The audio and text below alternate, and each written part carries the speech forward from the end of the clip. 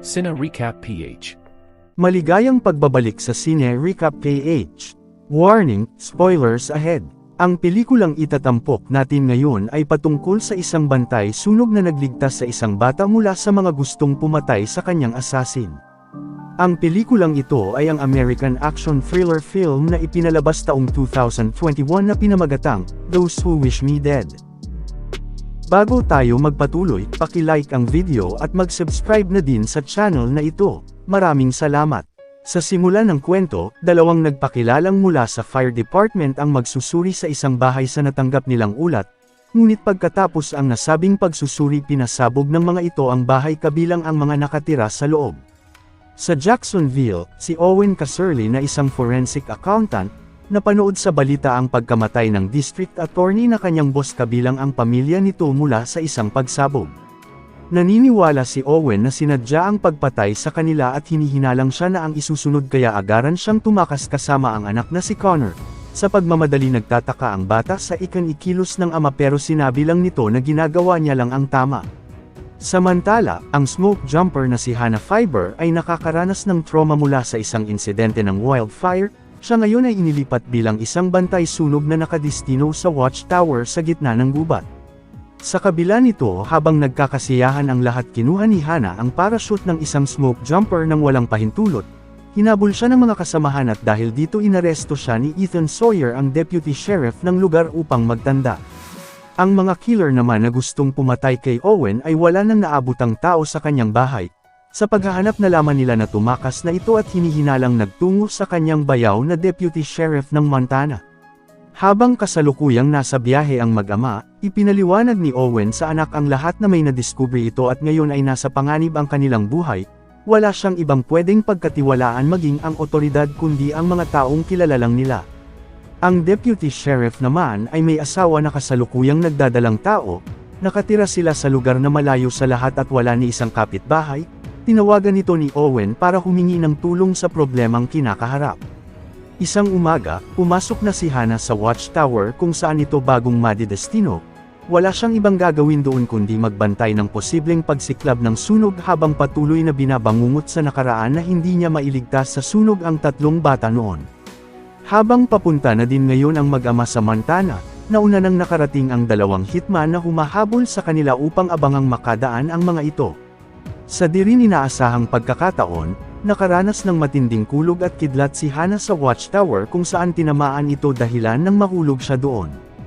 Kalaunan iniisa-isa na ng mga killer ang mga sasakyang dumaraan, hindi rin nagtagal na hanap nila ang target at nagpanggap na nasiraan saka sila pinaulanan ng bala. Sinubukang iwasan ni Owen ang pamamaril ngunit tinamaan ito kaya dumiretso sila sa bangin. Nakaligtas ang mag-ama sa pagkahulog subalit matindi ang tama ni Owen. Upang mailigtas ang anak, pinatakas na niya si Connor at may iniwang dokumento na isang ebidensya ng katiwalian. Ayaw sana ng bata pero pinilit ito ng ama. Mabilis na nagtago si Connor sa kakahuyan habang sinusubukang paandarin ni Owen ang sasakyan dahilan ng pagbabarilin ulit ito na ikinamatay niya. Bigla namang isang sasakyan ang napadaan, doon nabaling ang atensyon ng mga killer kaya agaran na silang umalis sa pag-aakalang napatay nila ang mag-ama. Maya-maya pa napadaan din si Ethan sa pinangyarihan ng insidente. Napansin nito ang sasakyang nakaparada na may patay sa loob at nakita rin ang nahulog sa bangin. Habang kasalukuyang paalis ang mga killer, nalaman nila sa ulat ng pulisya na isang tao lang ang natagpuang patay sa loob ng sasakyan na ang ibig sabihin nakaligtas ang bata. Tinawagan din ang mga ito ng kanilang employer upang makipagkita. Nasa tabing ilog naman si Hannah matapos makaligtas sa aksidente. Nakita siya doon ng bata na mabilis tumakas sa takot na baka kabilang ito sa kanila. Pinahinahon ni Hannah ang bata at nagpakilala siyang bumbero, ngunit pilit pa ding makatakas ni Connor kaya hinayaan na niya ito at pinaalam na malayo sila sa bayan. Sumama na din ito sa kanya para humingi ng tulong dahil mayroon itong radyo. Sa mga oras na iyon pinuntahan ng killer ang kanilang employer, dahil sa hindi malinis ang kanilang trabaho matapos makatakas ng bata. Pinapahanap ito sa kanila sa paghihinalang may dala ang bata na ebidensya na maaari niyang ikakasira.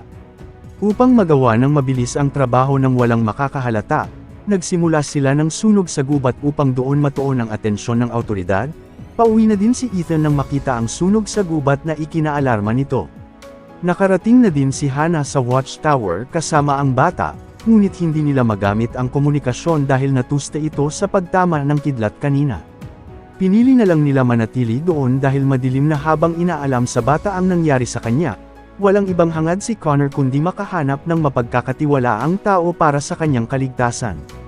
Ipinakita ng bata kay Hana ang ipinatago ng ama saka inilahad ang mga nangyari sa kanila. Dahil dito agarang nagdesisyon si Hana na umalis para humingi ng tulong sa kinauukulan. Sa bahay ng sheriff dumating ang mga killer na nagpakilalang FBI agent. Hinahanap nila si Ethan pero naghinala ang asawa nito ngunit nadakip siya ng masasamang loob.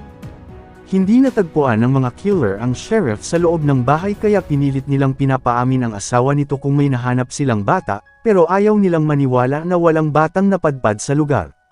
Tinawagan niya ang asawa at nagpanggap na alam ng sheriff ang tungkol sa bata.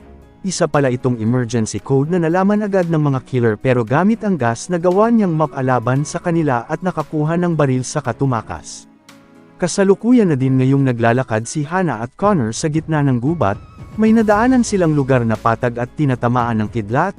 Tinuruan ni Hana ang bata kung paano ito makakaiwas hanggang sa siya ang tinamaan, buti na lang hindi masyadong malubha. Pinaghahanap pa din ng mga killer ang tumakas na asawa ng sheriff. Dumating din doon sila Ethan para sana iligtas ang asawa subalit napatay ang partner niya at nahuli ito ng mga killer. Hinahanap sa kanya ang bata pero inamin ng sheriff na hindi nila ito natagpuan, kaya balak siyang gamitin ng mga ito dahil kabisado niya ang buong lugar. Samantala, nagpapahinga na muna sandali sila Hana dahil mayroon itong sugat. Ikinwento niya kay Connor ang nangyari noon na trahedya kaya patuloy siyang inuusig ng konsensya. Sinisimula na din ngayon ng mga killer ang paghahanap sa bata sa paligid na malapit sa pinagbagsakan ng sasakyan. Nakita ni Ethan ang bakas ng sapatos ng bata na balak niya sanang itago ngunit napansin nila ito. Pinili na ni Ethan na mamatay sana ng may dangal kaysa tulungan sila. Sinubukan niyang lumaban sa kanila ngunit wala itong nagawa at pinagbantaan siyang pag inulit niya pa ang asawa niya ang papatayin nila.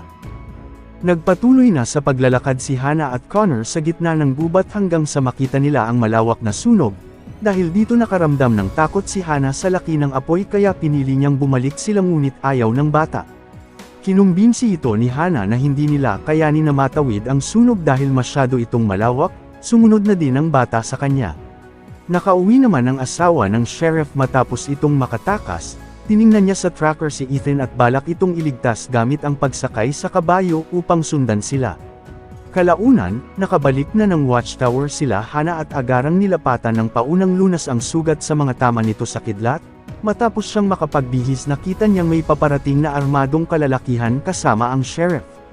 Pinagtago niya agad si Connor at inalam kung natatandaan nito ang mukha ng pumatay sa kanyang ama.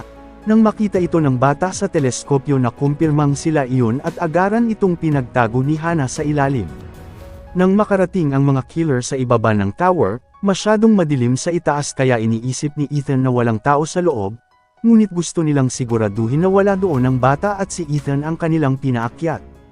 Nang marating na niya ang itaas pinaalam nitong walang tao pero pinasira ng mga killer ang pintuan. Habang pumapasok si Ethan marahan niyang binalaan ng kung sino mang naroon na magtago lang habang umakyat sa puno ang isa sa killer upang tingnan siya. Naghanap siya ng mga gamit na armas kay Hana ngunit palako lang ang mayroon ito. Hindi niya rin alam kung paano lulusutin ang sitwasyon sa ngayong papalapit na ang sunog sa kanila. Habang nag-uusap ang dalawa ng marahan napansin ng killer na may kausap ang sheriff. Pinaputukan sila ng mga ito na agarang iniwasan ng lahat sa pagtago sa mga cabinet. Itinakas na din ni Hana ang bata sa pagbaba ng lubid na hindi na nahabol ng mga kriminal. Nang balak silang sundan ng mga ito dumating ang asawa ng sheriff at pinigilan ang dalawa. Upang hindi pa tuluyang makatakas ang bata naghiwalay ang mga killer habang nagpaiwan ang isa para harapin ito. Napadpad na sa malapit sa nasusunog na gubat sila Hana, wala na silang pagpipilian kundi sumugod roon bago pa maabutan ng killer. Kasalukuyan pa ding nakikipagpalitan ng putok ng baril ang asawa ng sheriff sa killer. Nang naubusan ng bala ang mamamatay tao ay doon na niya ito natamaan at hinanap ang asawa. Naiwan ito sa tower pero hindi na niya alam kung buhay pa subalit pareho pala silang wala ng bala. Nagpaunahan ang dalawa sa pagkarga kung saan nauna ang asawa ng sheriff. Nang lapitan niya ang killer sinubukan pa nitong lumaban kaya doon na niya ito tinuluyan. Sa mga oras na yun nalalapit na din talaga ang dalawa sa nagliliyab na apoy. Pinauna na ni Hana ang bata at itinuro ang mga dapat gawin para makaligtas. Ayaw siyang iwan ni Connor pero pinilit na ito ni Hana upang mailigtas niya ang sarili. Sa tower may tama pala ng bala si Ethan, dumating doon ang kanyang asawa at sinuri ang kalagayan nito ngunit hindi na niya kaya pang makapaglakad.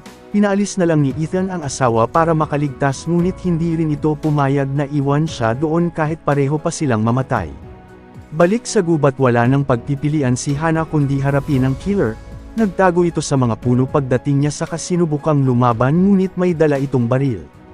Ganun pa man nakahanda ng lumaban si Hana ng patayan para sa kaligtasan ng bata, bumalik si Connor na nagbabalak isuko ang sarili at doon na nakahanap ng pagkakataon si Hana. Pinatakas na ni Hana ang bata ngunit hindi niya kinaya ang killer, ginawa rin siyang painito upang lumabas si Connor kaya nagpakita ito. Nang mapunta ang atensyon ng killer sa bata sa binabalak nitong pagpatay sa kanya, bago niya pa nagawan na pigilan ito ni Hana hanggang sa di na makalaban ang mamamatay tao. Hinayaan na niya din na ang apoy ang magparusa sa mga kasalanan nito at agarang tumakas. Sa tower umabot na din ang apoy sa paligid habang naroon ang mag-asawa na hindi na makaalis pa. Dahil din sa lakas ng hangin mabilis na kumalat ang apoy sa gubat na anumang sandali ay lalamunan ang lahat ng madadaanan. Patuloy na nakikipagpatintero sila Hana sa apoy hanggang sa marating ang batis at doon lumubog ang dalawa upang iligtas ang mga sarili. Kinabukasan, tumigil na ang matinding sunog na bumura sa kagubatan. Nakaligtas si Hana at Connor sa panganib dahil na din sa kakayahan niya bilang bantay sunog. Nakaligtas din ang mag-asawa sa tower matapos itong hindi abutin ng apoy. Di nagtagal dumating na ang mga skyjumper. Agarang tinulungan sila Hana ng mga kasamahan maging ang sheriff at ang asawa nito para madala sa pagamutan. Sa huli, hindi na alam ni Connor ang mangyayari sa kinabukasan niya dahil wala na ang ama, pero nangako si Hana na magkasama silang harapin ang kanyang laban. Dito na nagtatapos ang ating kwento, sana nagustuhan nyo. I-like ang video at mag-subscribe na din sa channel na ito. Maraming salamat sa panunood, hanggang sa muli. Paalam!